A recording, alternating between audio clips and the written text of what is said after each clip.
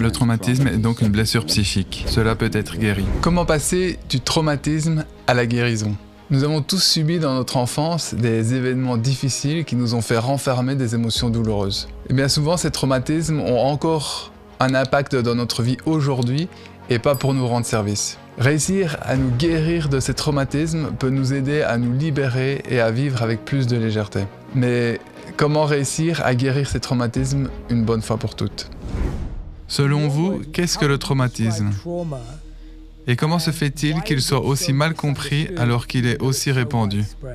C'est une question profonde car, d'une part, le terme traumatisme est parfois utilisé de manière approximative et confuse pour faire référence à des choses qui ne sont pas traumatisantes. Des personnes vivent une expérience difficile et disent qu'elles ont été traumatisées, mais ce n'est pas le cas. Elles ont simplement vécu une expérience difficile. Et comme le souligne l'un de mes collègues, tout traumatisme est stressant, mais tout stress n'est pas traumatisant.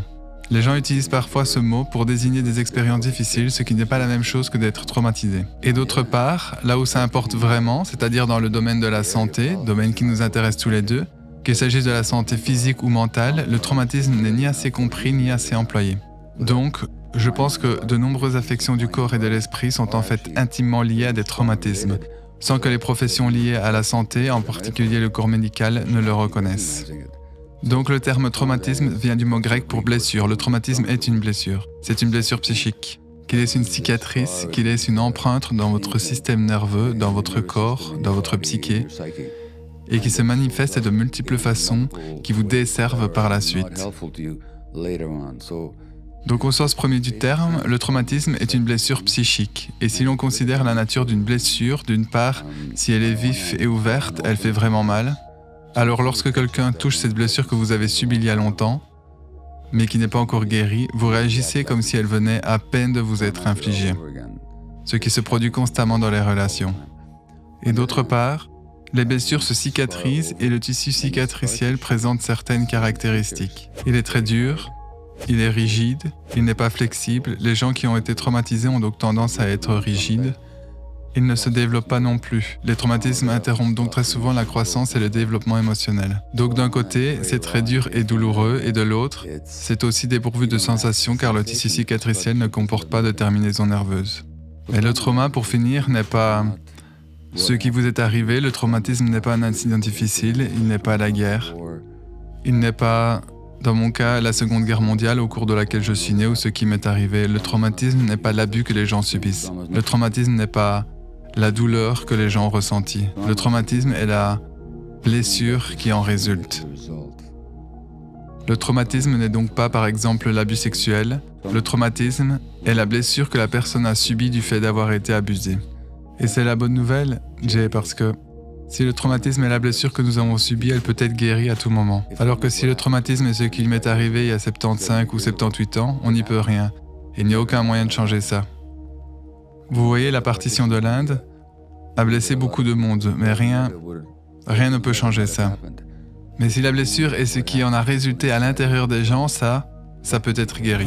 Les traumatismes que nous avons nous empêchent littéralement d'avancer dans notre vie. Là où nous pourrions nous développer, nous restons enfermés dans la boîte que nous nous sommes créés durant notre vie, surtout pendant notre enfance. Ces schémas nous ont été très utiles quand on était plus jeune pour nous protéger, mais ils n'ont plus lieu d'être aujourd'hui. Quand nous sommes enfants, nous n'avons pas la capacité de réflexion pour pouvoir mettre les choses en perspective. Et donc nous créons une carapace pour nous protéger et ne plus ressentir les émotions douloureuses provoquées par les événements difficiles qui peuvent arriver dans notre vie. Et en avançant avec cette carapace, nous nous créons des limitations dans notre vie d'adulte. Et ces limitations peuvent être destructrices. C'est la raison pour laquelle la majorité de la population n'est pas heureuse. Au fond, tout le monde sait qu'ils peuvent faire plus ou avoir plus dans la vie. Mais beaucoup sont enfermés dans leur schéma et n'arrivent pas à avancer. Si c'est votre cas, je viens juste de finir d'écrire un e-book pour vous aider à libérer votre potentiel et à garder la meilleure version de vous-même. Vous trouverez le lien en description. Comment définiriez-vous la guérison? Parce que c'est un mot comme traumatisme qui est lui aussi omniprésent aujourd'hui. N'est-ce pas? Auto-guérison, guérison de ceci, guérison de cela. Je trouve que la guérison est un concept très intéressant en soi qui, une fois de plus, est très rarement défini clairement pour nous. Donc j'adorerais que vous nous fassiez part de vos réflexions, comme vous l'avez fait pour le traumatisme. Qu'est-ce que la guérison? Bien sûr, vous m'avez dit que Vous aviez passé du temps dans mon pays d'origine, la Hongrie, où je suis né. Et en hongrois, la première partie du mot santé, en fait, commence par le mot entièreté. Donc, la santé signifie littéralement l'entièreté. D'ailleurs, les mots en anglais healing et health ont aussi une origine anglo-saxonne qui veut dire intégralité. Curieusement, les langues du monde entier ont intuitivement saisi le sens de la guérison, qui est l'aboutissement et l'entièreté. Maintenant, ce que fait le traumatisme, c'est qu'il nous déconnecte, il nous coupe de notre véritable moi, nous déconnecte de nos émotions, voire même de notre corps. Donc si cette déconnexion est l'essence même du traumatisme, alors la guérison est la réunification du moi, son retour à son entièreté. Et la guérison est souvent utilisée comme synonyme de traitement, ce qui n'est pas faux, mais curieusement, selon moi, et je ne suis pas le seul à le penser, on peut très bien guérir d'une maladie sans redevenir entier, sans réellement guérir. Et à l'inverse, il arrive qu'on guérisse sans guérir physiquement. Ce qui veut dire que la guérison n'est pas l'absence de maladie physique, mais l'intégralité restaurée d'une personne qui n'est plus séparée d'elle-même. Je pense que ce que nous constatons, c'est que le traumatisme est, comme vous l'avez dit, une blessure persistante, du moins très souvent. Ouais. Mais la guérison est un processus que nous voulons voir se produire maintenant. Ouais. Ou aujourd'hui. Ouais. Ou demain. Ouais. Je suis intrigué par le rôle du temps. On dit toujours que le temps guérit, n'est-ce pas? C'est un vieil adage. Ouais, c'est faux. Exact, oui. Mais pour en revenir à la blessure, dites-nous, y a-t-il une relation entre le temps et les blessures? Ou les blessures non cicatrisées? Et si oui, de quoi s'agit-il? Comment cette blessure se forme-t-elle à l'intérieur? Comme vous l'avez dit, le traumatisme n'est pas ce qui nous arrive, c'est ce qui arrive à l'intérieur de nous. De ce qui arrive à l'intérieur de nous, qu'advient-il de cette blessure au fil du temps? Si on la laisse là, eh bien, elle peut rester latente pendant longtemps, puis quelque chose va se produire et la raviver. Un élément déclencheur qui va la réveiller, quelque chose ravive une blessure non cicatrisée à l'intérieur de vous, et vous réagissez comme si vous veniez d'être blessé pour la première fois. Ça a certainement, je peux vous le dire, été le cas pour moi. Par exemple, dans ma relation conjugale. Les blessures non guéries, vous pouvez penser les avoir dépassées, mais ensuite quelque chose se produit qui met le doigt sur ces blessures, et vous réagissez à nouveau comme si vous étiez tourmenté pour la première fois. Le temps ne guérit pas automatiquement une blessure. Il peut la cicatriser en surface, la rendre moins disponible à la mémoire immédiate, mais si quelque chose se produit, qui la ravive, elle va se manifester de façon tout aussi brutale et douloureuse, jusqu'à ce qu'un travail de guérison soit fait.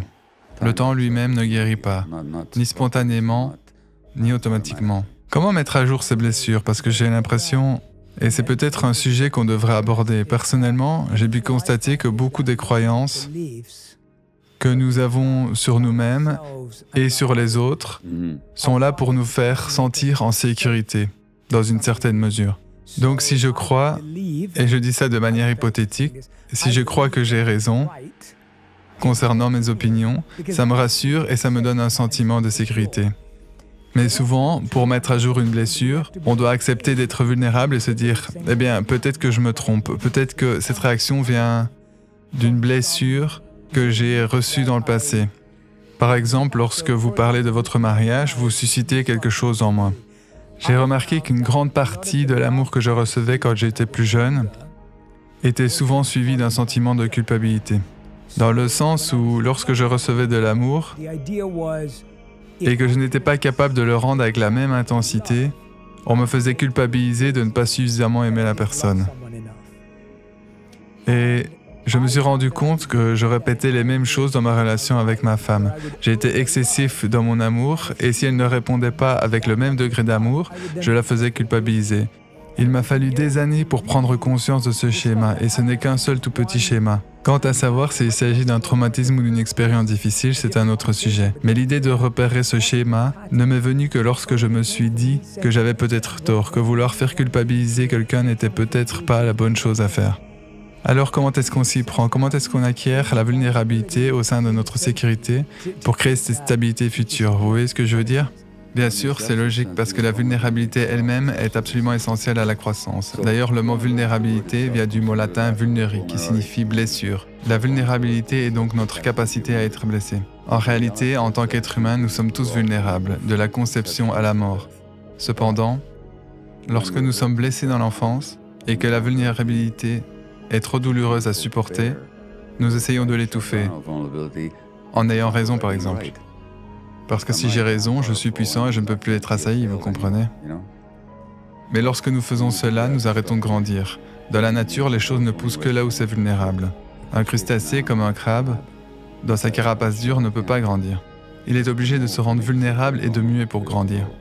Un arbre ne pousse pas là où le sol est dur et épais, n'est-ce pas? Il pousse là où il est mou, vert et vulnérable. La vulnérabilité est donc absolument essentielle à la croissance. Et pour être vulnérable, il faut abandonner ses défenses, comme le fait d'avoir raison, que l'on a développé dans l'enfance pour se protéger de la douleur. C'est pourquoi nous parlons de douleur croissante, car la vulnérabilité est nécessaire à la croissance. Sans vulnérabilité, il n'y a pas de croissance. Incroyable. Ce que vous venez de dire est tellement beau. Vous venez de dire que la vulnérabilité est notre capacité à être blessé. C'est ce que cela signifie littéralement. Oui, c'est une définition incroyable du mot. C'est vrai, on entend tellement de définitions différentes du mot vulnérabilité, mais celle-ci, je vais la répéter à nouveau, que tout le monde écrive ça. La vulnérabilité est notre capacité à être blessé. Le problème quand on met un couvercle sur nos émotions, ce qui se passe quand on est traumatisé, c'est qu'on a tendance à ne plus ressentir nos émotions de manière générale et pas non seulement celles que nous ne voulons plus ressentir. Par conséquent, nous nous détachons de nos ressentis. Et au fur et à mesure que nous avançons, nous perdons contact avec nous-mêmes au point de ne plus savoir qui nous sommes et ce que nous voulons vraiment. Il est très difficile d'avancer dans ces conditions. Quand j'étais plus jeune, probablement à l'école primaire ou quelque chose comme ça, il y avait des conflits avec les autres élèves qui n'étaient pas forcément favorables pour moi. Ce qui fait que j'avais créé un schéma pour pouvoir me protéger de ces conflits en créant l'identité du bon gars. Je faisais en sorte de bien m'entendre avec tout le monde et d'avoir des bonnes relations avec tout le monde pour ne pas me mettre en position de conflit. Jusqu'au jour où, par manque de respect dans mes actions, clairement ma faute, je me suis retrouvé face à une personne que j'aimais et qui me détestait du coup au plus haut point. Et donc je me suis retrouvé dans une situation où j'étais totalement impuissant, je pouvais absolument rien changer à la vision que cette personne avait sur moi. Ce qui a créé un gros conflit en moi parce que cette identité du bon gars